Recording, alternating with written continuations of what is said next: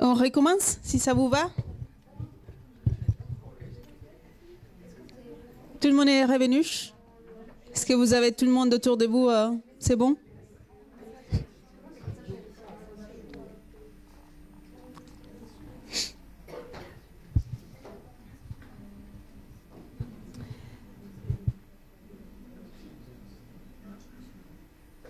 Bon. Alors là, on va se mettre sur les vrais gros de la matinée. C'est le monitorage de la ventilation. On va parler beaucoup des logiciels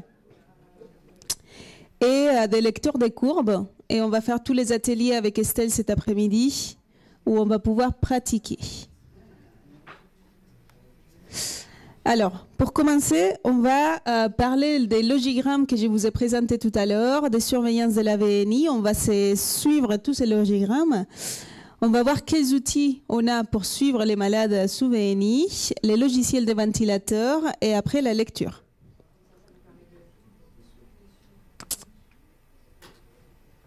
Alors, sous les logigrammes de la VNI, on a recommencé à redire qu'effectivement, on a plein de choses qu'on peut demander pour suivre les patients, des gaz du sang, de la polysomno, les cliniques. On peut faire à l'ancienne, comme je faisais à l'époque, un gaz du sang et demander si le patient allait bien. Mais finalement, il y a quelqu'un qui a réfléchi, il a remis tout ça plus facile pour nous avec ces logigrammes qu'on va voir à pas à pas. Je reviens sur les seules 5 raisons pour être mal ventilé. L'observance, c'est la première, voir les objectifs, les fuites, les obstructions, l'hypoventilation, le volume insuffisant et les asynchroniques, et ça reste toujours en dernier. Toujours chercher un ordre, l'inobservance, les fuites, les obstructions, l'hypoventilation et les autres asynchronies des rythmes, etc. Là, vous voyez ici en rouge, c'est la polygraphie ou polysomnographie sous VNI qu'on a vu tout à l'heure, mais qui restera toujours le dernier. Quels outils on a? Quel outil? Est-ce qu'on interroge juste les patients? Est-ce qu'on utilise les logiciels? Est-ce qu'on fait des polygraphies ou des polysomnographies? Là, on l'a vu tout à l'heure. La polysomnographie, parfois, il y a besoin d'hospitalisation. Ça peut être chronophage. Ça mérite du temps d'interprétation, de la pratique. Parfois, elle est difficile. Elle peut être chère. Là, vous la connaissez déjà. Là, on sait tous que l'événement respiratoire, il est là. On est d'accord? On sait tous que l'événement respiratoire, il est ici aussi, où les bandes bougent moins, et on est tous au courant que c'est aussi ici et là où il y a l'événement respiratoire. C'est clair, hein? C'est ce qu'on a vu tout à l'heure. Les logiciels fabricants. En fait, on n'a pas besoin beaucoup de polygraphie parce que c'est vrai que les logiciels, ils enregistrent énormément de choses de nos patients. Et ils nous donnent des choses comme ça, où on a quand même la pression et les débits, on a les fuites, on a les volumes, on a même la saturation avec des oxymétries qui peuvent être connectées directement aux machines et qui nous donnent directement la saturation sur le même logiciel. Ce sont presque des polygraphies. Après, les petits couacs, à chaque fabricant, forcément, chaque logiciel, chaque algorithme de calcul des fuites, chaque algorithme de calcul des obstructions aussi. La majorité des patients qu'on voit en général, c'est ResMed. Je ne sais pas si c'est votre cas aussi. Oui. Est-ce que vous connaissez Lowenstein? Aussi un peu. Philips? Oui, qui est en train de partir. Il est en train tout doucement de s'éteindre. Et Breas, est-ce que vous en avez au Maroc? Non.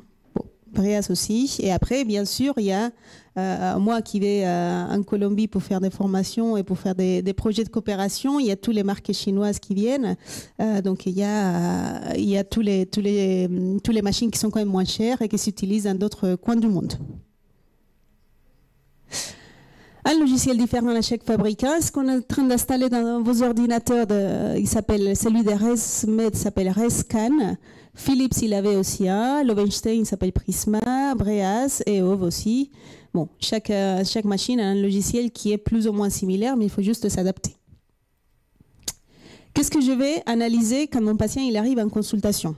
Tout d'abord, je vais les demander, parce que finalement, c'est des données cliniques qu'on va prendre, donc je vais lui demander comment ça se passe avec sa ventilation, les symptômes d'hypoventilation résiduelle, son confort et sa qualité en perception de la ventilation. Est-ce que ça souffle trop fort? Est-ce que vous arrivez à dormir? Est-ce que vous ressentez des fuites?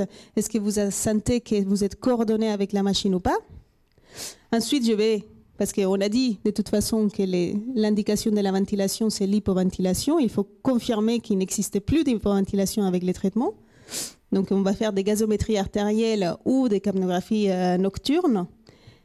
Je vais voir les réglages du ventilateur parce que c'est vrai que parfois il y a des erreurs. Il y a peut-être des patients aussi qui savent ou apprennent comment accéder à leur mode clinique des machines et qui changent les paramètres tout seuls. Ça m'est déjà arrivé. Ou il y a aussi des erreurs, des informations avec les prestataires par exemple, et qui finalement, si je lui dis pas que j'ai changé des paramètres des machines, il pourra les faire tout seul à la maison parce qu'il n'a été pas prévenu et revenir aux valeurs précédentes. Et après, il faut bien sûr que je sache si un débit d'oxygène sera ajouté ou pas. C'est ça ce que vous allez voir cet après-midi. Quand vous ouvrez votre logiciel, vous avez cet écran-là qui se passe. Donc, soit c'est un nouveau patient, vous cliquez dessus, soit c'est un patient qui est déjà là et vous rajoutez des tracés. Ensuite, c'est très facile, vous téléchargez les données. Et après, la petite loupe, je regarde les données que je viens de télécharger. Il y a différentes petites, je ne sais pas comment on dit en français, mais il y a des petits cases ici qui nous montrent, comment ? Des onglets, voilà, pardon. Des onglets qui nous donnent d'abord les réglages. Donc, ça me permet, moi, de confirmer que les réglages qu'avait mon patient à ma dernière consultation, c'est les mêmes qu'il a aujourd'hui. Là, vous avez, ce patient, il est en mode STSV, il a une pente inspiratoire, il a un IPAP. Ça, c'est notre exemple plus simple dans Stellar. Donc, vous voyez les modes à traiter, c'est ST, c'est-à-dire semi-contrôlé, avec son trigger, son cyclage, sa pente inspiratoire, sa fréquence, etc. Donc, je confirme d'abord ça. Ensuite, je change à l'onglet juste suivant et je vois les statistiques. Et les statistiques, c'est ce qu'on reçoit, en tout cas en France, par mail ou par PDF, des prestataires. Ils nous donnent les statistiques sur un mois, sur 7 jours, peu importe. Vous pouvez choisir ce que vous voulez, ou même sur une journée. Donc, sur les statistiques, qu'est-ce que je regarde? Moi, je regarde déjà l'objectif numéro 1, qui était l'observance. Donc, je regarde si mon patient l'utilise en moyenne 6 heures. Par contre, plus de 4 heures, c'est juste la moitié des nuits. Il y a des nuits où il ne l'a pas utilisé. Bon, voilà. Ça me permet d'avoir quand même une idée de ce qu'il fait mon patient, parce qu'on sait tous que nos patients peuvent nous dire oui, j'ai mis la machine et finalement, c'est pas vrai. J'ai regardé quoi d'autre? J'ai regardé l'IH calculé par la machine, par exemple ici 68, pas terrible. Je regarde le volume à peu près qu'il y a sur ma machine, 260, et je regarde le fuite. Voilà, je regarde un petit peu pour avoir une idée, en sachant que j'aurai toujours besoin, pour confirmer l'IH, pour confirmer les fuites, pour confirmer les volumes, il faudra que je regarde les tracés. Ça, c'est la même chose au niveau statistique sur 30 jours. Par exemple, quand les patients viennent à l'HDJ de ventilation, je regarde les mois d'avant. Si c'est un patient qui est hospitalisé, je regarde juste la nuit d'avant, parce que je regarde les tracés toutes les nuits, ou tous les jours. Donc là, par exemple, vous voyez, sur 30 jours, les patients l'utilisent à 1h54, ce qui n'est pas terrible. On a dit 4 heures minimum et 0% des nuits à plus de 4 heures. Il n'y a pas a priori d'obstruction, un volume qui est à 500 et une fréquence respiratoire moyenne à 16. Bon, ça me donne une idée et a priori, pas beaucoup de fuites. Ensuite, si je vais sur les données de santé, ce qui est juste l'onglet à côté, vous allez avoir quelque chose comme ça. J'imagine que vous êtes plus habitué à ce type de PDF. Il vous envoie les prestataires ou pas du tout? C'est une question, hein? Oui. Donc là, vous voyez tous les jours sur les mois précédents ou sur les 2 mois précédents, vous pouvez voir si vraiment le patient il utilisait la machine, qui est l'onglet supérieur. La petite ligne rouge, c'est les 4 heures qu'on dit minimum nécessaire. En bas, ça c'est l'utilisation totale. L'utilisation en bas, ça nous permet de voir à quel moment exactement de la journée il a mis sa machine. Par exemple, il a mis ici, par exemple, plus de 4 heures et ça a été pendant la nuit. Ici, il a mis un peu la journée. Et après, vous avez un visuel de toutes les nuits au niveau des fuites. Il y a des fuites qui sont mieux que d'autres, ça dépend de la journée. Là, notre exemple, par exemple, de Lowenstein, vous avez exactement la même chose. Sur les données de synthèse, vous pouvez voir que le patient il a utilisé 6 heures, qu'il y a eu une fragmentation, qui est la petite ligne, ici qui est blanche, sur ESMED, qui est aussi de cette couleur-là. Et ensuite, on va voir la méthode. Donc, vous savez, sachez déjà que les logiciels, ils ont plein d'informations. On a les rapports IE, on a la fréquence respiratoire, on a l'état inspiratoire, on a les volumes, on a énormément de choses. Et qu'est-ce qu'il faut choisir? Donc nous, ce qu'on propose, c'est de choisir déjà la saturation si on l'a, la pression, les fuites, les débits, les volumes et la fréquence respiratoire. Tout ce qui est rapport IE, tout ce qui est inspiratoire, tout ça, normalement, on ne les met pas sur la lecture détaillée parce que ça nous embrouille. Il faut choisir vraiment ce qui est efficace et l'information qui nous suffit. Donc, et on les met toujours dans la même organisation. Et ça nous permet de toujours voir les mêmes courbes dans les mêmes ordres et de ne pas se perdre. Et c'est ce que vous allez voir aussi cet après-midi, parce que vous allez les faire sous les logiciels. On met d'abord la saturation si on l'a. Après, on met la pression, les débits, la fuite, et après, on met les volumes ou la fréquence respiratoire. Ça dépend de chacun. Mais c'est toujours ces trois-là, dans les mêmes ordres. Comme ça, vous allez toujours avoir les mêmes informations. Et là, je fais une lecture, parce que vous voyez ici, j'ai une lecture à 8 heures, mais j'ai une lecture à 30 secondes, à 1 seconde, à 3 minutes, à 5 minutes, à 10 minutes. Donc nous, on ne s'embrouille pas non plus et on choisit 3 lectures en 3 temps. Les premiers temps, c'est à 8 heures, toute la nuit. Je vais regarder de loin ce qui s'est passé pendant toute la nuit, en 5 minutes et à 1 minute. Et je m'arrête là. Je ne fais pas autre chose. Qu'est-ce que je regarde sur 8 heures? Sur 8 heures, la seule chose que je vais regarder, c'est les fuites. Parce que si ici, vous voyez les fuites, la ligne rouge, c'est la ligne qui me dit ResMed. C'est 24 litres par minute. Mais ça, c'est encore une fois théorique. Si je vois ici que mon patient il a 100 litres de fuites toute la nuit, ce n'est pas la peine que je regarde les tracés. Je sais que les problèmes sont les fuites. Je m'arrête là, je ferme le logiciel et je vois le masque. Je ne vais jamais plus loin que ça. Si il n'y a pas de fuite, comme celui-ci par exemple, je me dis, OK, c'est interprétable. Donc je vais me plonger à 5 minutes. Et à 5 minutes, je commence dès le début de la nuit et je fais toute la nuit à 5 minutes en cherchant quoi? En cherchant des chutes de débit. C'était la deuxième chose qu'on allait chercher. Je vois des chutes de débit. Voilà, je fais toute la nuit comme ça. Je vois en plus s'ils sont désaturants ou pas, si j'ai la chance d'avoir la saturation en plus. Et la pression, on a dit qu'elle restait constante. De toute façon, c'est un mode barométrique. La machine, elle est bête et disciplinée, et suit ce que je lui dis. Des diminutions de débit, ici aussi. Donc, il y a des chutes de débit. Si je vois qu'il n'y en a pas de chutes de débit, donc je vais chercher les pas suivants. Pas de fuite, pas d'obstruction. Les suivants, c'était quoi? La commande, je ne pourrais pas l'avoir ici parce que ce n'est pas une polygraphie. Je n'ai pas de bande thoraco-abdominale. Donc la seule chose que je verrai, c'est chute de débit. Les volumes. C'était OFOVA, observance, fuite, obstruction, la V des volumes ou d'hypoventilation. Donc et ça, je vais les voir en 1 minute. Je ne les verrai pas en 5 minutes, je me mettrai à 1 minute et je vais faire toute la nuit, encore une fois, les 8 heures en 1 minute et je regarderai ce qu'il y a pour chercher des problèmes au niveau de volume ou des asynchronismes. Il y a des asynchronies que je vais comprendre comme celui-ci. Il y a des asynchronies que je ne comprendrai pas, comme celui-là. Et où je vais me dire, bah, si c'est toute la nuit comme ça, il faudra que je fasse une polygraphie, parce que je n'ai rien compris. Encore une fois, toujours la même chose. Observance, qu'on a vu, fuite, s'il n'y a pas de fuite, obstruction, s'il n'y a pas d'obstruction, volume. Et après, d'autres asynchronismes. Donc, si je reviens au premier, on commence avec notre pouce. Les objectifs à atteindre sur un malade sous VNI. Il faut déjà que le patient me dise qu'il est mieux cliniquement. Ça, c'était la base quand il arrive en consultation. Je lui demande, est-ce que vous êtes mieux au niveau clinique? Est-ce que vous êtes confortable sur la ventilation? Oui, non, je note et je garde en tête et j'interprète en fonction de ce que je vois au niveau des courbes. Est-ce que vous êtes dyspnéique sans ou VNI? Par exemple, un patient neuromusculaire, s'il est bien ventilé, il doit pouvoir s'allonger complètement sur les deux sous VNI. Il doit bien remplir son poumon. S'il n'arrive pas à s'allonger parce qu'il s'étouffe, c'est que ma pression n'est pas bonne. Il y a quelque chose que je ne suis pas en train de bien faire. Les MMRC, la qualité du sommeil, la sensation d'asynchronisme sous VNI, la somnolence ou les céphalées matinales. Déjà, j'ai un peu d'informations et après, j'ai quand même des données véridiques. Donc, je fais une gasométrie artérielle et je vois s'il est toujours hypercapnique ou pas. Si j'ai la chance en plus, j'ai une capnographie nocturne aussi. Et je vois vraiment s'il y a l'hypoventilation la nuit ou pas. Si mon patient est en bonne observance et qu'elle n'est pas fragmentée, ça ne sert à rien de se ventiler 6 heures si le patient se réveille tous les heures parce qu'il y a un problème. Donc ça, c'est un sommeil très fragmenté, ce n'est pas l'objectif non plus sous VNI. Il faut que le sommeil soit récupérateur. Et comment je vois ça, par exemple, l'observant sous les données de synthèse qu'on a vues tout à l'heure.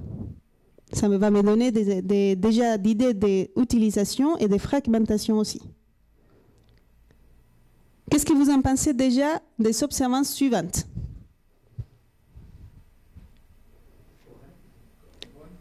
Donc l'utilisation elle est bonne. On a ici la ligne, en plus c'est facile, 4 heures. On voit que c'est tout le temps plus de 4 heures.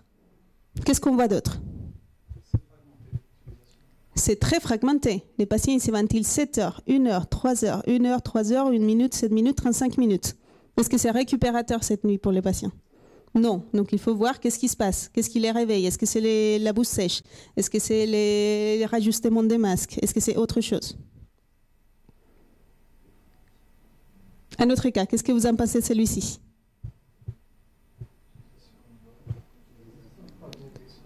L'utilisation elle est bonne, on est toujours plus de 4 heures par nuit.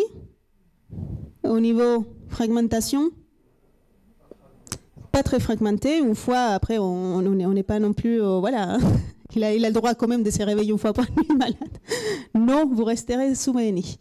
Sauf peut-être cette nuit-là. On pourra lui demander ce qui s'est passé. Il s'est réveillé 4-5 fois. Mais en général, on s'est dit que c'est plutôt correct. Qu'est-ce que vous en pensez celle-ci? Ça, c'est le Weinstein, donc c'est un autre logiciel. L'observance, on n'a pas de ligne ici. Mais bon, 4 heures, il est plus ou moins là. Donc on est plus de 4 heures, une utilisation tous les jours, ça va. Au niveau fragmentation, il y en a une fragmentation par nuit. Bon, en général, on peut dire que c'est plus ou moins correct. Celle-ci, ça c'est Breas. L'utilisation est en vert tout en bas avec la petite ligne qui nous dit 4 heures. Qu'est-ce que vous en pensez? Bonne utilisation, plus de 4 heures, a priori hyper fragmentée. Celle-ci. Bah, y a un problème, c'est très médiocre. Ce qu'on peut dire. Il utilise moins de 4 heures et en plus de ça, parfois c'est à 21 heures, enfin en tout cas c'est pas forcément tout le temps, toute la nuit, c'est très fragmenté. Voilà, il y a quelque chose qui ne va pas. Ici, cette semaine-là, il a dit que voilà, c'était pas bon. Celle-ci. On est à la limite. On est vraiment, quand il l'utilise, c'est vraiment les 4 heures de contrat, mais il y a des jours, c'est pas tous les jours. Il l'utilise pas tout le temps. Il y a des jours que ça va pas, donc il faut le demander, qu'est-ce qui se passe. Celle-ci. Voilà, l'utilise pas du tout. Quand on l'utilise, je pense que ça doit être 20 minutes, 1 heure maximum. Pas tous les jours, voilà. Il y a quelque chose qui ne va pas, pourquoi il ne la tolère pas? Est-ce que c'est les masques qui vous gênent? Est-ce que c'est le fait d'avoir quelque chose sous le visage? Est-ce que vous êtes claustrophobe? Est-ce que vous n'avez pas du tout envie? Celle-ci, qu'est-ce que vous pensez? Qu'est-ce que c'est? Ouais. Voilà, donc ça c'est une mise en route de VNI. Là, on l'a utilisé ici la journée, à l'hôpital. Il a commencé à l'utiliser petit à petit, ça va de mieux en mieux, il l'utilise que la nuit, ça va, c'est une mise en route de VNI. Il s'est habitué. Juste cette nuit, bon, je ne sais pas ce qu'il a fait, mais en général, ça va dans les bons chemins. Qu'est-ce que c'est ça, ces patients?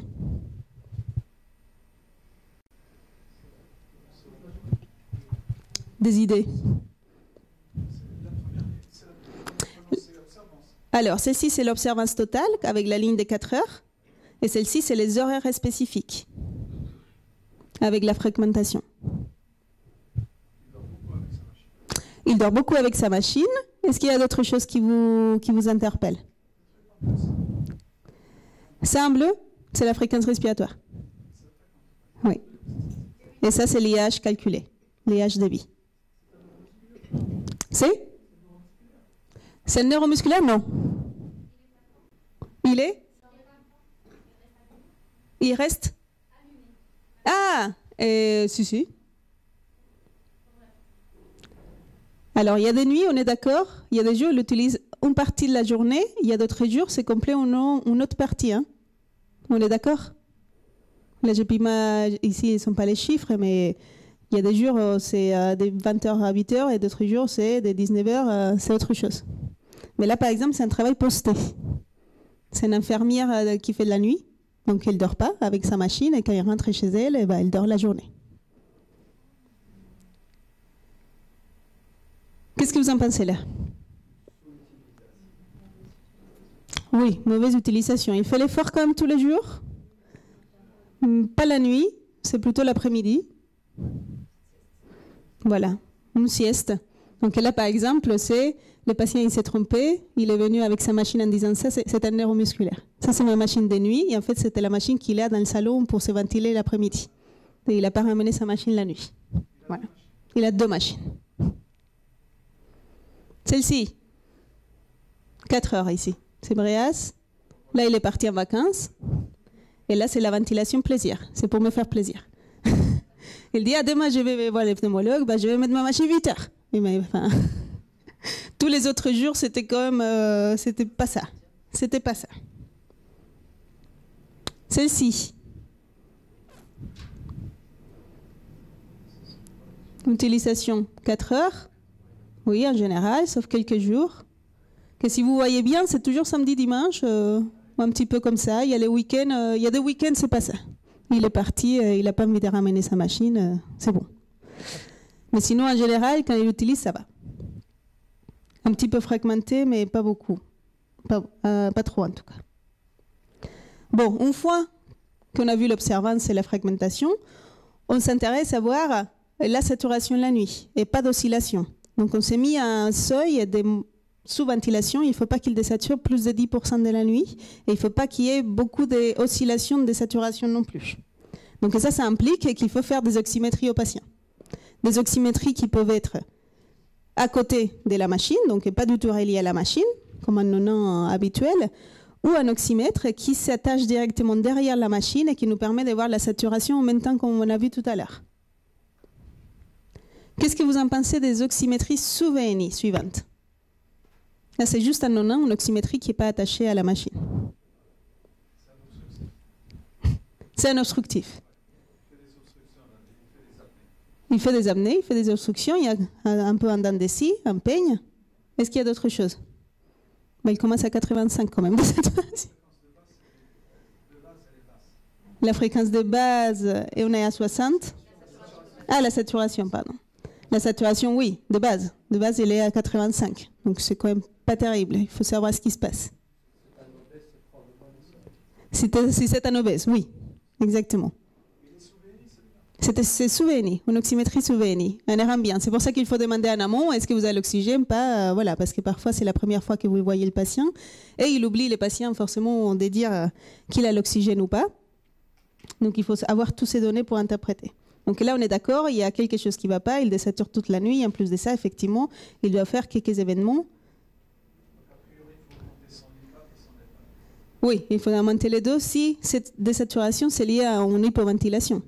Parce que si c'est un BPC emphysémateux et c'est juste parce qu'il n'a pas de parenchyme, il faudrait juste l'ajouter l'oxygène. Et qu'est-ce que j'aurais besoin de demander pour confirmer ça? Une polygraphie. Qu'est-ce que ça nous aiderait, la polygraphie? Alors, je peux les voir sur le logiciel, s'il fait des apnées ou pas. Je verrai des obstructions. Donc ça, c'est ajouté à la lecture du logiciel, aux courbes qu'on vient de voir tout à l'heure. Donc je saurai s'il y a des obstructions. Après, pour savoir si, par exemple, c'est un patient qui désature parce qu'il hypoventile beaucoup, ou s'il désature parce qu'il est très emphysémateux, qu'est-ce qu'il faudrait que je demande la nuit? Une capnographie. Si ma capnographie est normale sous VNI, et si un patient avec l'emphysème, je sais que c'est juste qu'il n'a pas de poumon. Donc il faudrait que j'ajoute de l'oxygène. Par contre, si je vois ces patients qui ont 60 décapnies toute la nuit, dans ces cas-là, je me laisse les choix d'augmenter la pression, d'augmenter le volume et voir si ça améliore la saturation. Celle-ci, qu'est-ce que vous en pensez?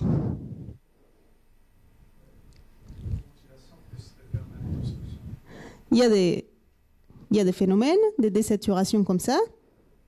On peut dire que c'est des obstructions, on verra de toute façon sur les tracés. Et en plus, il désature toute la nuit. Encore une fois, ça peut être soit parce qu'il a une atelectasie complète, ça peut être plein de choses, la désaturation. Il faudra qu'on voit avec les patients. Ou l'hypoventilation, ou juste qu'il a pas des parenchymes. ou une embolie pulmonaire. Ça peut être plein de choses, la désaturation. Celles-ci, c'est des oxymétries qui sont attachées à la machine, qui sont connectées, donc on a quand même les tracés en même temps que les courbes. Donc ça nous facilite la vie. Qu'est-ce que vous en pensez? Déjà, il n'y a pas de fuite. On a dit, très bien, à 8 heures, est-ce qu'on regarde, c'est les fuites? Là, on voit très bien, les seuils, il est à 0, très bien. La saturation, il est stable, il n'y a pas trop d'oscillation, et on est toujours en dessus des seuils des 90. Donc pour l'instant, bien. Celle-ci, on est à 10 heures, donc on a vu de toute la nuit. Et qu'est-ce qu'on voit au niveau des fuites? Il y a quelques fuites intermittentes. Il y a des moments où c'est vraiment 0, des moments où ça change. Est-ce que ça a des répercussions sur la saturation? Non. Vous voyez qu'il m'a demandé tout à l'heure si chaque fuite faisait des désaturations. Non, il n'y a pas besoin. Ici, il y a des fuites, il n'y a pas de désaturation. Ça peut être par exemple soit que le patient il ouvre la bouche pendant la nuit, soit qu'il bouge et dans une position, ça fuit plus que dans l'autre.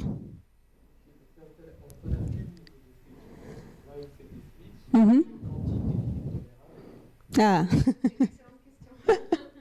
Qu'est-ce qu'on tolère comme fuite? On tolère, ça dépend un peu de ce qu'on voit. Déjà, est-ce que ces valeurs-là sont suffisantes? Je dirais non. Il faut toujours regarder plus près pour savoir vraiment si cette fuite elle a l'impact sur la qualité de la ventilation important ou pas.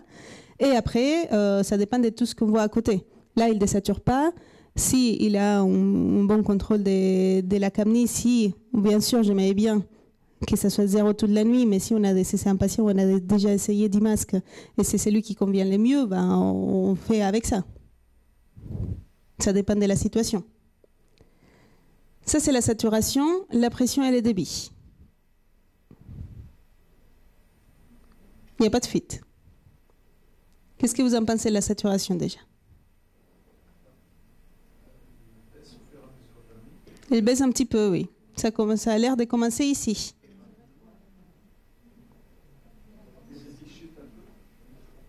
Donc, elle varie un petit peu pendant la nuit. En tout cas, je me dis, elle est en général à la limite, mais pendant la nuit, ça reste quand même un peu limite. Il faut que je regarde ici ce qui se passe de plus près, parce qu'on est clair qu'ici, je ne peux rien sortir comme conclusion.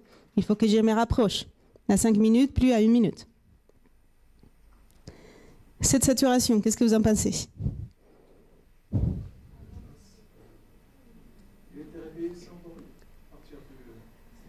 Oui, je pense qu'à 23 heures, il s'est endormi.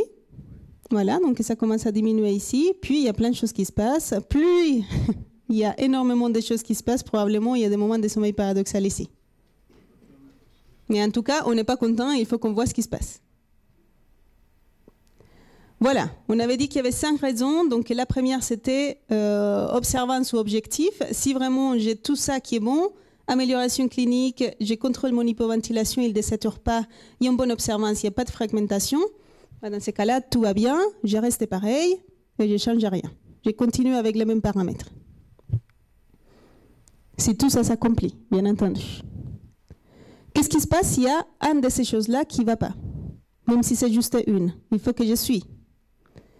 Il faut que je continue. Donc je continue et la première chose qu'il faut que je cherche, c'est quoi?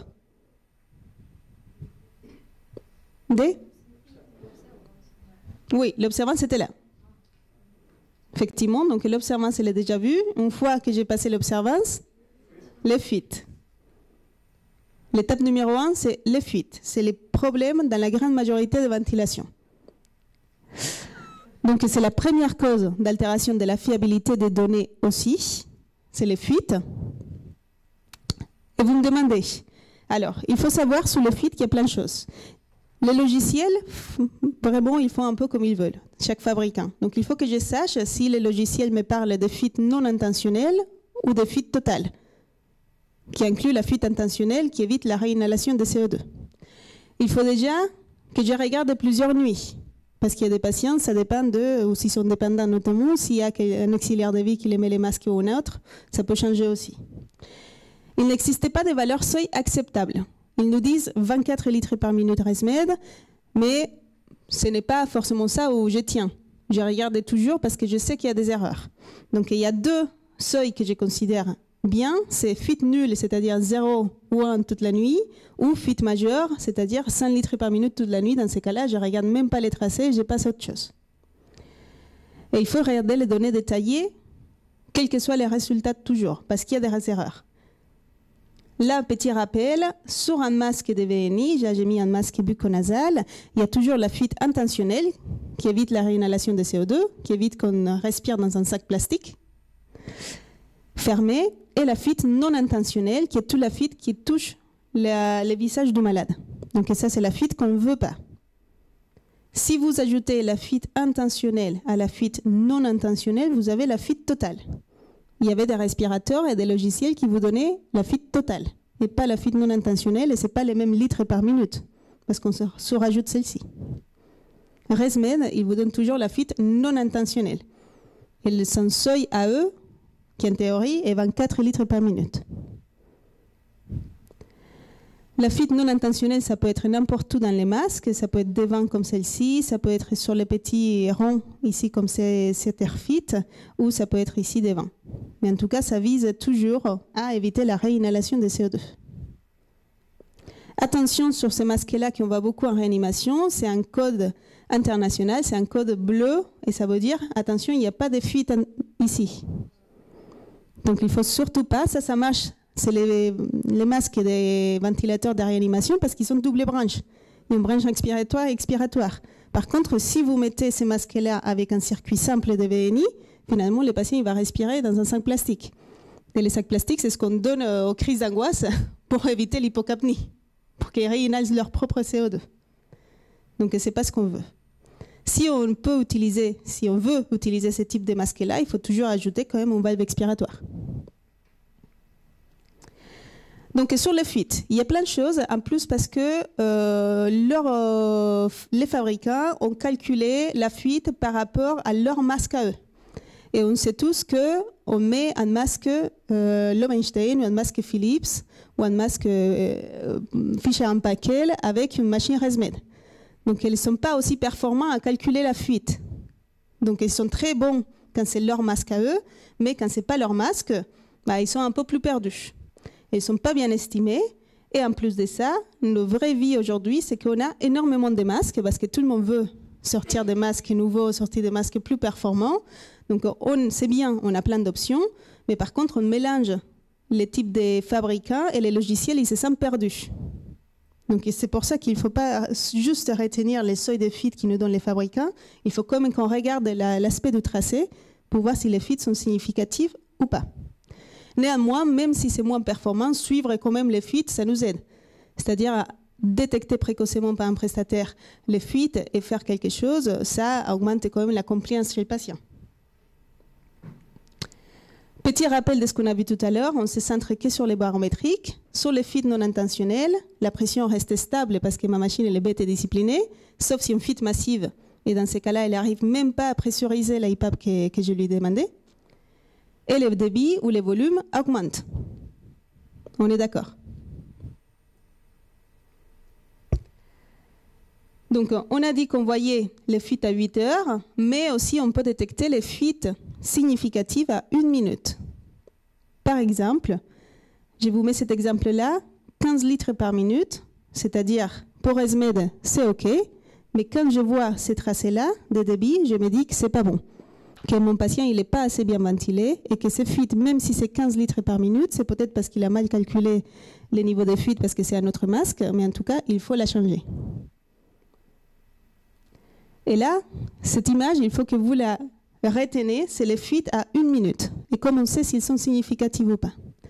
Là, vous vous rappelez, on a dit pression carrée et le débit, une inspiration rapide et plus lente et une expiration rapide et plus lente jusqu'à 0. Ça, c'est le normal. La pression est carrée, le débit est en pointe, un peu. On est d'accord? Oui. Qu'est-ce qui se passe s'il y a des fuites? Si mes fuites sont massives, l'IPAP, la pression elle va baisser. Il y a une chose au monde qui fait baisser la pression, si j'ai dit à ma machine 19 d'IPAP et qu'elle met de 15, c'est des fuites massives. Il n'y a pas une autre option. Mais en plus de ça, les débits, elles changent. Donc les débits, la partie inspiratoire, elle est plus importante, il devient carré. Il devient plus en pointe comme celui-ci. La machine, elle ne comprend rien à ce qui fait les patients parce qu'il n'arrive pas à faire la connexion. Donc la machine, elle ne va pas cycler par les cyclages, elle va cycler par le temps inspiratoire maximum qu'elle vous l'avait dit. Donc normalement, elle va donner IPAP, IPAP, IPAP. Comme elle ne va pas détecter les cyclages parce qu'elle n'a pas de connexion avec les patients pour les fuites, elle va s'arrêter à 1,8 secondes parce que vous l'avez dit de toute façon que maximum, elle aura 1,8 secondes de temps inspiratoire. Elle va s'arrêter, ça va être plus carré et ça va être en général plus long. Et en plus de ça, il n'arrive pas à zéro comme ici. Et la machine se met, comme elle ne comprend plus rien, elle se met en mode contrôle. Donc elle se met en fréquence respiratoire des backups et atteint inspiratoire maximal. Elle n'a aucune réponse, aucun backup, aucune réponse du patient, donc elle se met en mode contrôlé. Donc elle se met à 14, ce que vous l'avez dit de faire s'il devait se mettre en mode contrôlé. Et en plus de ça, les logiciels, ils ne facilitent pas la tâche. Pourquoi? Parce que, par exemple, le ResMed, il récalcule les débits. C'est-à-dire, il commence à augmenter les débits comme ici, mais après, pour ne pas sortir de la ligne, il les récalcule, il les rediminue juste après. Est-ce que vous voyez? Je vous mets, par exemple, un autre logiciel de Lowenstein qui fait la même chose. Là, on commence le FIT, donc le débit, il est augmenté. Et après, pour ne pas sortir de la ligne, il récalcule, il les diminue. Et là, c'est des fuites, même si le débit il est un peu plus bas là. Philips et Breas, par exemple, ils ne font pas ça. Dès que le débit il augmente, bah, il continue en haut. Et vous voyez, le débit il n'est pas du tout le même. Ce n'est pas quelque chose de bien de pointu. Le débit il est complètement carré. On a perdu la partie expiratoire. Et en plus de ça, la machine, déjà, elle est dépressurisée, donc c'est des fuites massives. Et en plus de ça, je ne sais pas si vous vous rappelez, mais Philips, il avait ces petites lignes ici qui disaient quand les cycles étaient contrôlés. Donc là, la machine, elle s'est mise à non contrôler parce qu'elle ne comprend plus rien de ce qu'il fait le patient. Donc elle se met à 14 respirations par minute avec un temps inspiratoire que vous l'avez donné.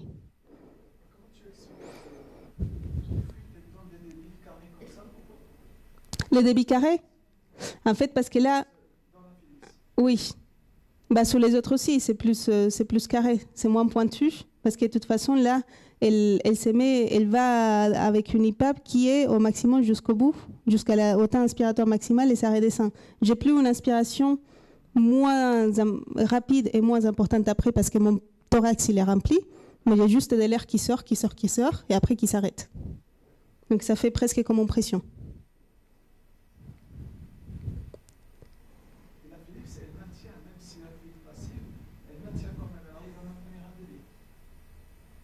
Oui, si la fuite elle est majeure, en fait, elle va remettre les courbes élevées comme une majoration des débits, et après, elle se met comme si c'était un mode contrôle. Donc, c'est-à-dire qu'elle va avoir de l'air et ça s'arrête à un moment donné parce que je lui ai dit que c'est maximum 1,8 secondes. Et après, elle va remettre avec la fréquence de backup. Ça se met en mode contrôlé. La machine, je lui dis que si mon patient ne respire pas ou il ne comprend pas ce qu'il fait, qu'il faut qu'il lance 14 fois par minute, quoi qu'il arrive. Qu'est-ce que vous en pensez? Des fuites. Déjà, il faut aussi regarder toutes les nuits parce que, comme je vous ai dit, il y a des jours où ce n'est pas les mêmes aidants qui sont à la maison. Donc ça, il faut toujours regarder un petit peu et ça, on peut les regarder sous les données de synthèse. Et après, il faut regarder la nuit. Par exemple, qu'est-ce que vous en pensez sur 24 heures ou sur 10 heures de cette ventilation-là? Déjà, on sait qu'il l'utilise l'après-midi et après, c'est la nuit. Ici, c'est des fuites, oui. Donc là, par exemple, je ne m'embête pas à regarder trop les tracés parce que je sais qu'il y a beaucoup trop de fuites. Le fait qu'il y a 0 fuite et que ça commence d'un coup, ça me dit que c'est peut-être une ouverture de la bouche. Que quand il s'endort vraiment, il ouvre la bouche, il y a des fuites énormément toute la nuit. Donc là, je m'arrête et je regarde uniquement le masque. Qu'est-ce que vous en pensez de celui-ci? C'est 12 heures, ça c'est les fuites. J'ai pas de pression. Beaucoup de fuites. On est à 116 litres par minute de fuite. Donc là, pareil, je ne m'embête pas. Même s'il a passé peut-être 2 heures avec les fuites un peu moindres, il a passé tout le reste de la nuit avec des fuites catastrophiques. Donc, je ne me pose pas la question. Il y a beaucoup trop de fuites, je change le masque. Celui-ci, la saturation et les fuites. Donc, vous voyez, c'est des fuites intermittentes, mais qui sont majeures aussi. Vous êtes à 80 litres par minute ici. Et là, ça entraîne des désaturations en plus, dans ces cas-là. Et vous voyez, quand il n'y a pas de fuite, la saturation est restée stable. Comment? Elles sont périodiques, oui. Bah ça, il peut être soit ouvrir la bouche aussi, ou sinon les changements de position. Ça, il faut demander aux patients. Il y a plusieurs façons. Là, c'est l'Owenstein. Juste pour que vous voyez les fuites aussi. Ici, vous voyez, sont catastrophiques aussi. Sinon, on a 75 litres de fuites, c'est beaucoup trop. Même si ici, c'est vrai qu'il y a quelques moments où c'est mieux, enfin, ça va pas. Fuite ou pas fuite? Pression, débit, volume.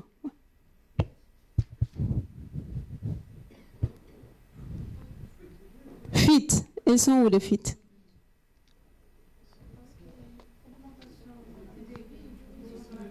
Oui.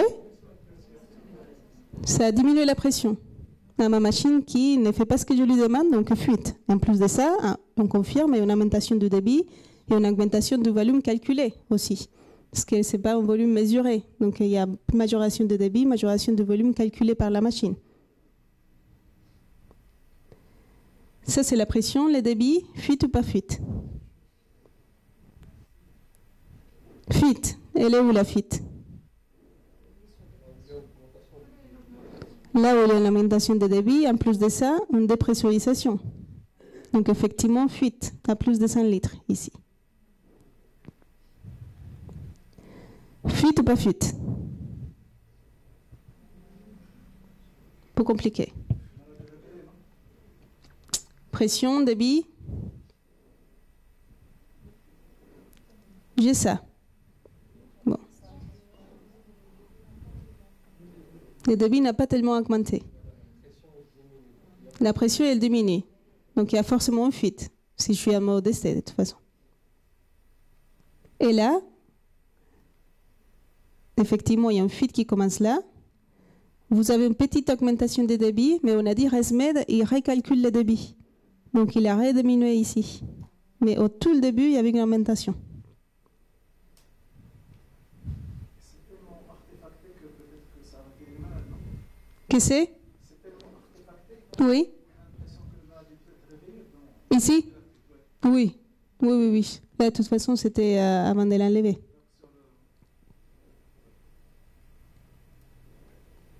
Regardez les données détaillées parce qu'effectivement, il y a des moments où, peu importe par quelle raison, la fuite elle commence qu'au début ou à la fin de la nuit.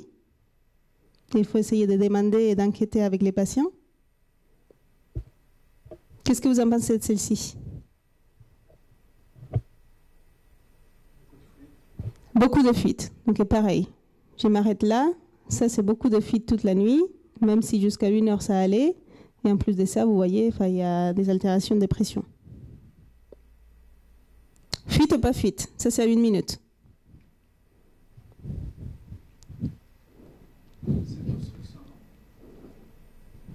Qu'est-ce que vous en pensez? Non, ce n'était pas l'obstruction, celle-ci.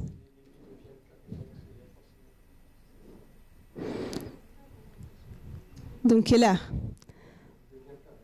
vous avez un débit qui n'est plus en pointe comme celui-ci, qui devient un peu plus carré, qui n'arrive plus à 0, qui a perdu sa partie expiratoire, ou la partie inspiratoire qui est plus longue, donc c'est des fuites. Celui-ci, qu'est-ce que vous en pensez?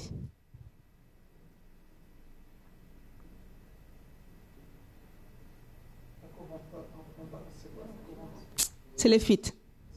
Oui. Donc il y a des fuites. La pression, elle est constante. Et là, vous voyez, c'est un cycle qui est plus ou moins normal, qui s'échange complètement par quelque chose qui devient un peu plus carré, avec la partie expiratoire qu'on ne la voit pas pareil ici. On arrive difficilement à 0. Ici, c'était moyen aussi. La partie inspi, elle est plus grande que la partie expiratoire. Et les cycles, ils sont un petit peu plus longs. Donc, fuite. Fuite ou pas fuite?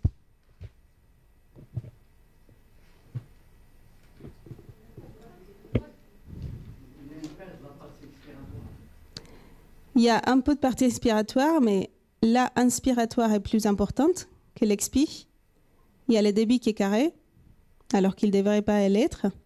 Il n'arrive pas à 0. Donc pareil, c'est des fuites. Petit rappel de ce que j'ai mis tout à l'heure. Il y a une partie expiratoire qui est moins importante que la partie inspiratoire, avec un débit qui est carré, qu'on n'arrive pas à 0, et la machine se met en fréquence respiratoire bas cave et cycle par l'état inspiratoire maximal. Un peu comme ça.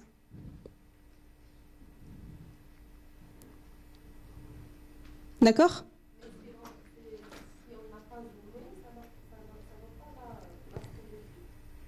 Si on n'a pas zoomé, ça ne donne pas l'aspect de fuite, oui. Il faut zoomer à 1 minute. Là, on était à 5. Ici, en bas, c'est de fuite, oui. C'est de fuite à 15. Mais encore une fois, c'est les fuites qu'il me calcule avec comme il peut les calculer. On a dit qu'on se fiait vraiment si c'était 0 ou 60 ou 100 litres par minute. Tout ce qui est au milieu, il faut regarder les tracés.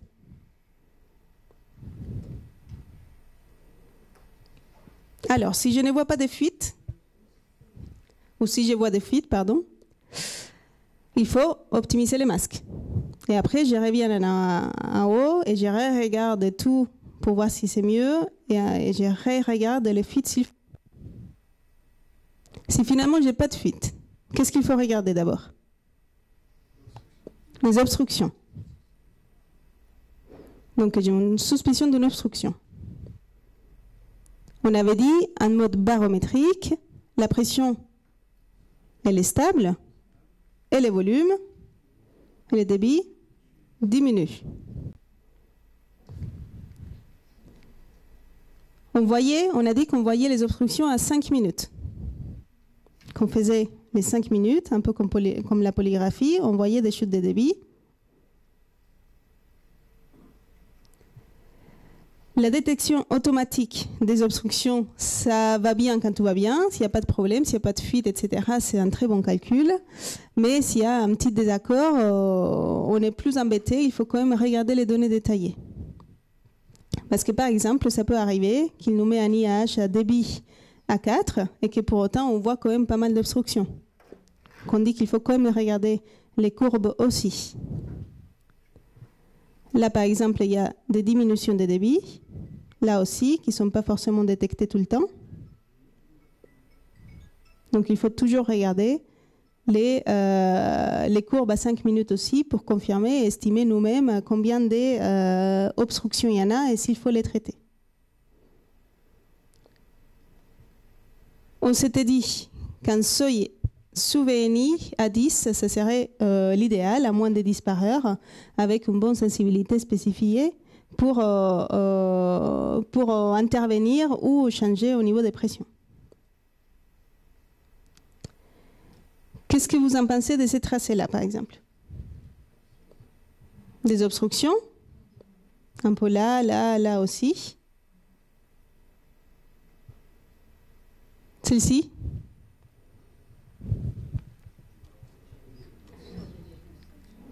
Ça, c'est des obstructions aussi, avec la pression qui est continue, avec ça qui se ferme complètement, et la machine, elle pousse, mais elle n'arrive pas, il n'y a rien qui se passe. Ici, des obstructions aussi. Et bien sûr, il y a une répercussion sur le volume courant qui est calculé par la machine. Là,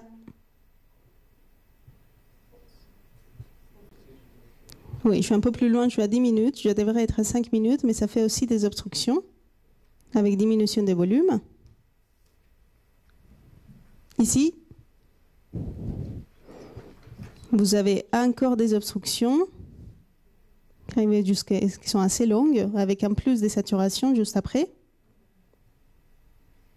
Et là, vous les voyez, qu'on les voit surtout ici aussi on s'atteint sur ces 3 périodes quand même beaucoup d'obstructions. Celui-ci, encore, avec beaucoup de répercussions, je suis un peu loin à 10 minutes pareil, mais pareil, beaucoup de désaturation très profonde qui va jusqu'à 75% aussi. Et pareil, on estime qu'ici, là, là et là, il pourrait y avoir quand même encore. Celui-ci. Toujours obstruction, diminution progressive avec une reprise brutale après. Et vous voyez, tout ce que je vous montre, il y a toujours zéro fuite, hein, parce que j'ai déjà éliminé tout ça. Ici, obstruction pareil, diminution des débits. Qu'est-ce que je fais si je vois des obstructions? J'augmente la pression. Quelle pression j'augmente? J'augmente la PEP. J'augmente la PEP, c'est ce qu'on fait d'habitude. Après, parfois aussi, on peut changer l'interface. Il y a des interfaces, je pense que vous connaissez tous, qui appuient au niveau du menton et qui peuvent pousser pour augmenter les obstructions. Et après, il y a aussi des fermetures glottiques pour surventilation. Même si c'est moins courant, il faut tenir aussi dans un coin de la tête que si je mets mon patient en hypocapnie, il va faire une fermeture glottique pour essayer de réaugmenter le CO2. Donc ça peut arriver aussi, même si la grande majorité, ça sera des obstructions de la voie aérienne supérieure, et il faudra que j'augmente la PEP. En augmentant bien sûr la IPAP aussi, parce que sinon je diminue l'aide inspiratoire. Il faut que la différence entre IPAP et EPAP reste la même. Donc si j'étais à 6, 16, je monte à 7 de EPAP et à 17 de IPAP pour maintenir les mêmes pressions, les mêmes aides inspiratoires, parce que aide inspiratoire, et je pense que Claudia vous l'a dit la dernière fois, c'est égal volume qui rentre dans les poumons.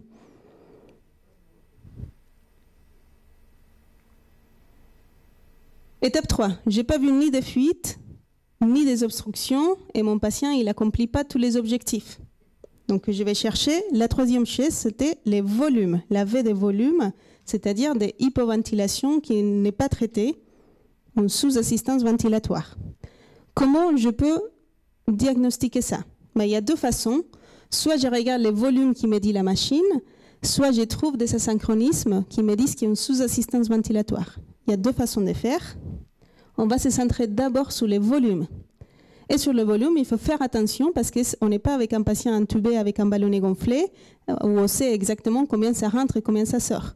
Là, on est sur des volumes estimés et estimés par la machine et qui peuvent changer en fonction des deux choses principales, des fuites et des obstructions.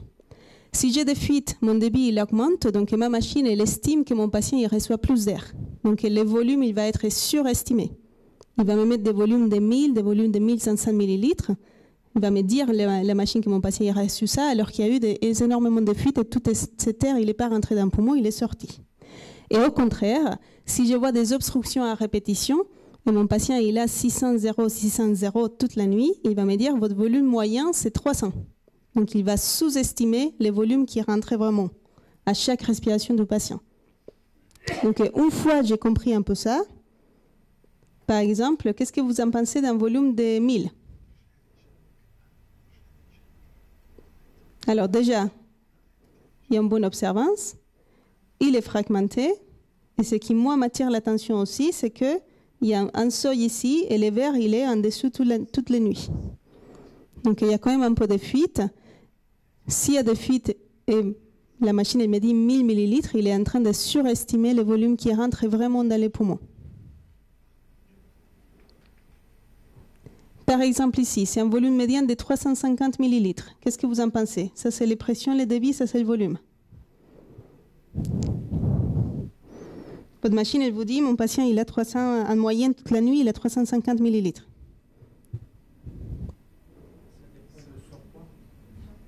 Ça dépend de son poids, oui, exactement.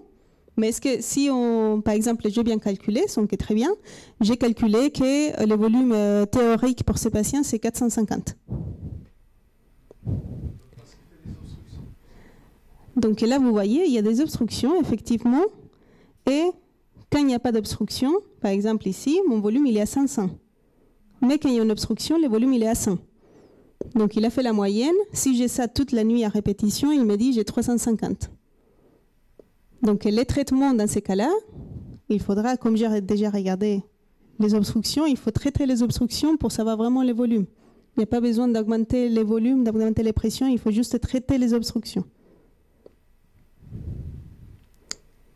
Waouh, question bonus 1000. J'ai mis 2 étoiles en me disant, bon, Volume courant de 1100. La saturation, bon, elle est à 100%, elle n'apparaît même pas ici. Pression et débit. C'est un mode barométrique.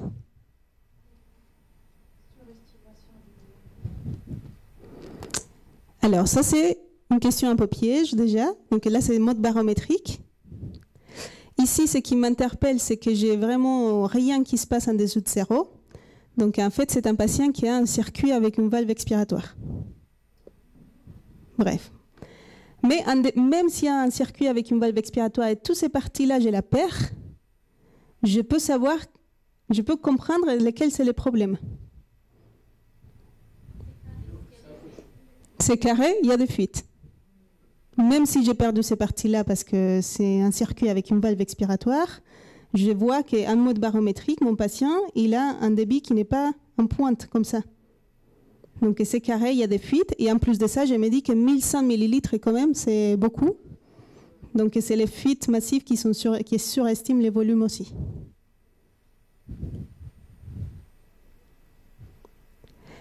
En dehors des volumes, où je peux plus ou moins imaginer si mon volume est bien ou pas, il y a des asynchronismes qui me suggèrent une sous-assistance, qui me disent que mon patient il manque d'air. Et ils sont très faciles à voir. Je passe de ça, c'est ces deux-là. Notamment la deuxième, elle est extrêmement facile à voir. C'est une sorte de, ça c'est la pression, ça c'est le débit, c'est une sorte de M. C'est la synchronie la plus facile à voir de toute la ventilation. Et ça nous donne une information extrêmement importante, c'est-à-dire sous-assistant ventilateur manque d'air. Donc c'est un effort intracycle, ça s'appelle. Et même si le patient il a beaucoup de force, il peut même dépressuriser et faire des sortes de M aussi au niveau de la pression. Parce qu'il entraîne, en même temps que la machine insouffle de l'air, il est en train de faire comme ça. Donc il fait une petite dépression ici. Et sous le débit, ça se voit un peu pareil. Au contraire de ce qu'on devrait voir habituellement. Oui, ça veut dire qu'il manque de volume, qu'il manque d'air, qu'il est sous-assisté.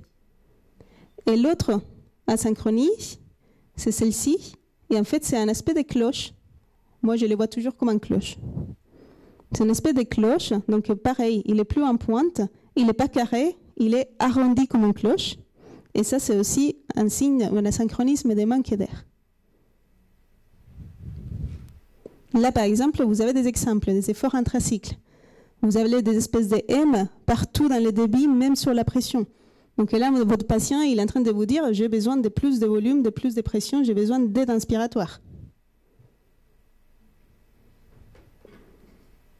Là, pareil, un peu moins évident, mais on peut aussi estimer qu'il y a une sorte de M ici. Là, notamment. Et là, pareil, votre patient vous dit, donnez-moi plus de pression. Ici, est-ce que vous en voyez des asynchronismes qu'on a vus tout à l'heure? Enfin, les deux qu'on a vus là. Il y a un aspect en M ici, par exemple. Il y en a ici peut-être un petit peu. Il y en a là. Il y en a là. Donc là, il y a d'autres asynchronies. Hein. Ça, c'est la vraie vie. La vraie vie, vous avez plein de choses ensemble. Mais en gros, il est en train de vous dire il y a beaucoup d'efforts intracycles, des sortes de M. Donc il a besoin de plus d'air, de plus de pression. Ici, est-ce que vous les voyez? Oui, il y a un M ici. Il a besoin de plus d'air. Qu'est-ce que je fais si on a de l'hypoventilation? Donc j'augmente la pression, j'augmente la IPAP, j'augmente l'aide inspiratoire. Ou j'augmente les volumes si vous avez un patient qui a un mode hybride, et que pour n'importe quelle raison. Mais sinon, j'augmente la IPAP. Si mon patient il avait 6 de EPAP et 16 de IPAP, je mets 17 de IPAP ou 18 de IPAP. J'augmente la différence entre les deux parce que l'aide inspiratoire égale volume qui rentre. Et si malgré tout, je trouve rien de tout ça, mais je trouve des asynchronismes plus complexes, des événements centraux, je ne sais pas trop ce qu'il est en train de faire mon patient, et bien dans ces cas-là, je n'ai pas le choix. Et je vais sur la polygraphie ou la polysomnographie sous VNI. Pareil, est-ce que tous les asynchronismes sont interprétables et sont compris avec les logiciels? Ce qu'on a dit ce matin, la réponse est non. On a besoin quand même de polygraphie. Il n'y a que quelques-uns qui sont interprétables juste avec les logiciels. On va les voir un petit peu. Là, par exemple, ce sont des efforts non récompensés. Donc, sur la pression et sur les débits, vous avez un effort qui a fait les patients qui n'a pas été assisté par la machine. Ça peut se voir plus ou moins assez facilement aussi. Là, c'est la même image de tout à l'heure. On a des efforts intracycles, des M ici, là et là. Et on a aussi un effort non récompensé là, là et ici. Ça, c'est un peu la vraie vie. Ici, est-ce que vous voyez les efforts non récompensés? Oui. Ils sont là, ici. Si vous tracez une petite ligne, vous voyez que la machine n'a pas envoyé de pression ici, alors que les patients, ils voulaient. Et là, comme vous voyez, de tout ce que je vous montre tout à l'heure, le débit, il est bien pointu, il est bien comme il faut, il arrive à 0 et la pression, elle est carrée.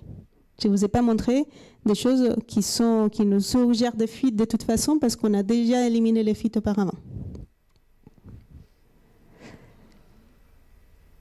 Mais il y a des choses comme ça que je ne comprendrai pas. Là, je ne sais pas ce qu'ils faisaient les patients, je ne sais pas ce qu'ils voulaient, la machine l'a coupé, il y a 2 fois, 1 fois, 2 fois. Ça aussi, je n'arriverai pas à comprendre juste avec les logiciels. Il faudra que je vois des bandes thoraco-abdominales et encore une fois, vous voyez l'aspect des cycles, c'est bien pointu comme il faut. L'aspect de la pression, c'est carré comme il faut et il y a 0 fuite. Là aussi, je ne comprendrai pas. Et pour tout ça, il nous faut de la polygraphie ou de la polysomnographie sous VNI. Donc si vous avez augmenté la EPAP, augmenté l'IPAP, et vous n'avez pas encore les objectifs ici, il faut regarder quand même ce qui se passe, il faut quand même faire la polygraphie pour voir s'il y a quelque chose qu'on n'a pas détecté ou qu'on n'a pas su interpréter. Et si jamais vos objectifs ils sont bien atteints, vous continuez la ventilation avec les mêmes réglages. Ça nous fait tout l'algorithme qu'on a vu dès le début. Vous pouvez prendre en photo. Objectif à atteindre d'un malade sous VNI, déjà qu'il l'utilise. Contrôle de l'hypoventilation, amélioration clinique, pas de désaturation, pardon. Si j'ai pas ça, il faut chercher d'abord les fuites. Si j'ai pas ça, d'abord les obstructions, puis les asynchronies, les efforts intracycles, les sorts des M, qui sont très faciles à voir. Et puis, regarder d'autres asynchronismes et traiter en conséquence. Donc, les objectifs. Les informations à amener à la maison, c'était vraiment voir la clinique, l'observance des gaz du sang ou la capnographie nocturne, qu'il n'y a pas de désaturation. Si tout est bon, je reste comme ça, les pouces à l'air, tout va bien. S'il y a quelque chose qui ne va pas, j'ouvre ma main et je fais toujours la même chose. Les fuites, je regarde les masques, les obstructions, j'augmente la PEP ou je vois les masques aussi. S'il y a un appui au niveau du menton. Si en hypoventilation, j'augmente l'aide inspiratoire ou le VT. Et à la fin, je regarde les asynchronismes et si je ne comprends pas, je fais la polygraphie ou la PSG. Voilà, encore les centres cardio-ophtalmologiques. Est-ce que vous avez des questions? Je pense que je vais aller un peu vite.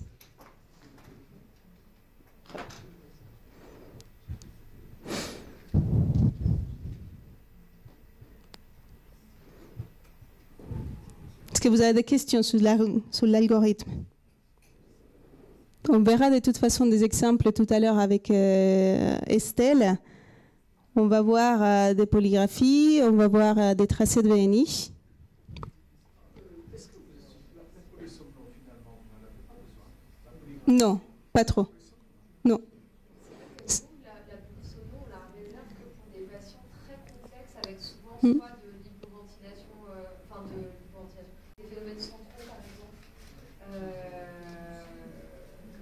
ou oui, vraiment sur des maladies du sommeil qui sont complexes mais qui ne sont vraiment pas les patients qu'on voit au quotidien. C'est vraiment pour des patients très particuliers, très sélectionnés, parce que 95% des patients avec juste les logiciels machine et des fois la polygraphie sous VNI, on y arrive.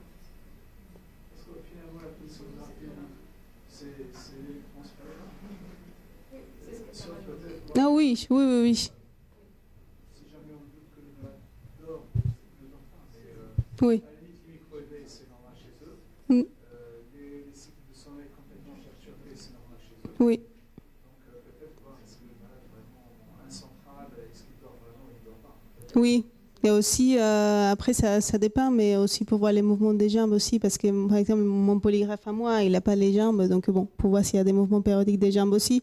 Mais bon, c'est vrai que ça n'apporte pas non plus, il y a beaucoup de pourvolus, et en plus de ça, c'est très chronophage. Enfin voilà, il y a beaucoup d'informations qu'on a sur les logiciels, sur une polygraphie simple, donc encore la polysomnographie, c'est quelque chose qui est encore extrêmement plus rare, que vraiment on n'a pas forcément les besoins.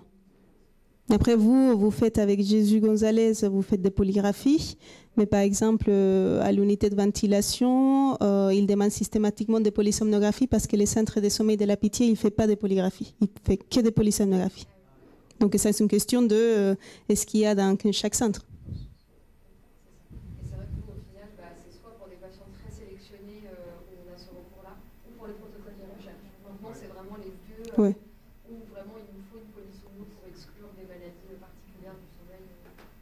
De la recherche, mais c'est assez rare. On voit des personnes. Et la capnique, vous avez recours à ça? Ah oui, ça pour les coups, on est très demandeur assez facilement des capnographies nocturnes. Déjà pour voir la qualité de la ventilation, aussi pour les dépistages, aussi pour essayer de comprendre les désaturations aussi, comme on a vu tout à l'heure. Est-ce que c'est l'hypoventilation? Est-ce que c'est d'autres choses à côté qui est en train de faire désaturer le patient? Et surtout pour la qualité de la ventilation, oui. Et pareil, quand on suspecte des événements glottiques, des hypocapnies qui font des fermetures glottiques pour l'hypocapnie, pareil, une capnographie, ça nous dit vraiment si le patient il est trop ventilé, dans ces cas-là, il faudra baisser les pressions, au contraire. Que ça peut nous arriver, effectivement. Effectivement, c'est une bonne remarque. C'est aussi pour ça qu'on n'a pas beaucoup recours à la polysomnographie chez nous, c'est qu'on a un capnographe dans l'unité et du coup, ça nous permet aussi de faire les bons choix pour ces malades-là en dépistant de cette manière, sans aller jusqu'à la polysomno, Oui. parce qu'on a le matériel pour le faire. Après, je ne sais pas si c'est très facile de faire des capnographies ici. C'est très difficile, surtout que ça coûte. Oui. Ça coûte très cher. Acheter un appareil, ça coûte dans les 100 000 euros. Et les consommables, c'est cher. Ah oui. C'est bien qu'il y a des prestataires qui proposent une nuit à 2000 dirhams, 200 euros la nuit. Donc pour un malade, c'est pas remboursé. Oui. Donc c'est pourquoi on s'arrange avec nos polygraphes et on essaie de voir un peu avec nos gazométries et voir un peu éliminer l'obstruction. Oui. Et voir si on a à ce moment-là peut-être éventuellement. Mais franchement, à ces prix, je ne demande jamais de cas. Parce que c'est la même chose qui se passe à Colombie aussi. En fait, déjà, les capnographes en lui-même, il est cher. Et en plus, les consommables et les bouteilles, c'est vraiment, enfin, c'est trop cher. Donc, ils les font jamais. Donc, voilà, il s'est fait avec les gazométries et les oxymétries, essayant de voir, parce qu'effectivement, on a la chance de pouvoir les demander un peu à tout venant. Mais c'est vrai que les prestataires en France, ils ne sont pas jusque-là non plus remboursés. Donc, ils les font gracieusement. Tous les capnographies qu'on demande aussi. Il n'y a pas un forfait de remboursement non plus. Mais sinon, c'est un outil qui donne beaucoup d'informations. Est-ce qu'il y a d'autres questions? Oui. S'il vous plaît, vous avez dit que Rasmed, il recalcule les débits, par exemple, si on a des fuites. Donc, comment faire la différence entre Une chute de débit? et chute de débit? Il faut regarder les débuts des tracés. Déjà, la forme du tracé qui n'est pas forcément la même. Avec la chute de débit, je vais vous la mettre, mais je vais vous mettre les plus classiques. Déjà, vous voyez la forme du débit ici, ce n'est pas la même. Il faut regarder juste avant parce que quand même, il y aura un début d'augmentation sur les fuites et après un recalcul. Et ici, vous avez une diminution avec une forme du débit qui a quand même une bonne partie expiratoire, donc qui n'est pas forcément la même chose. Donc, il faut bien regarder. Et en plus, regarder les débuts, on estime que ça commence les fuites parce qu'on voit que ça augmente les débits et qu'après ça diminue.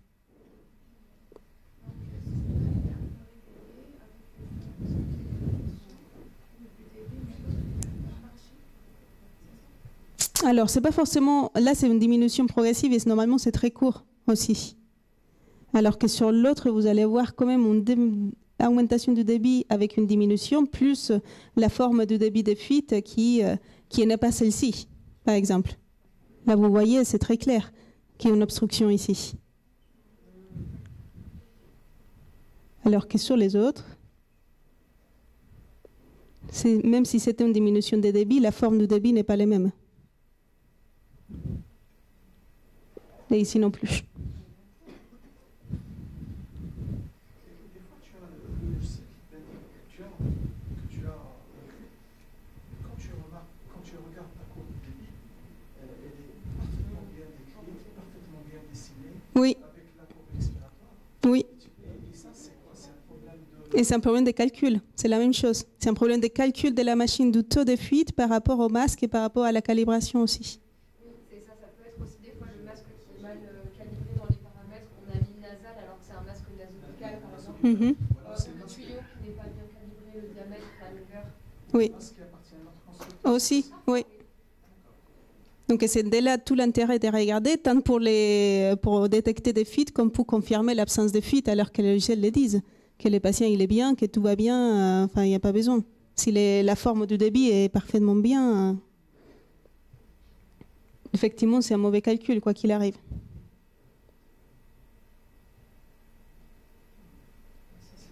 Ouais, elle est bien ta tête.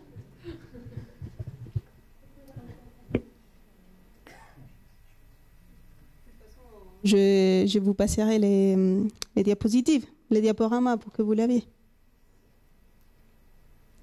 Donc je pense que c'est juste après, peut-être avant que tu commences, Estelle, qu'on refait les tests, ou on les fait à la fin de ton... À la fin? Bah allez, très bien, ça me va très bien. Non, c'est pas... Et là, je vois que vous avez des algorithmes ici imprimés, non? C'est bon. C'était... Ok. Donc vous les avez tous? C'est ça? Les algorithmes ou pas du tout?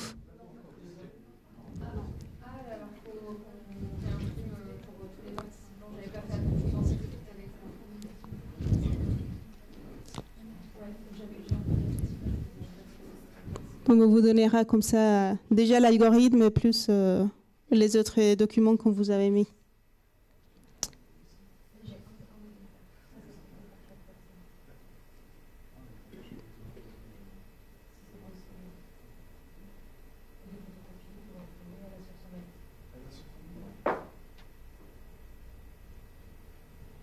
Eh bien, très bien. Bah, écoutez, on fait la pause tranquillement. La pause Malger et on se voit à 14h, si j'ai bien compris. Très bien. Bah, à tout à l'heure.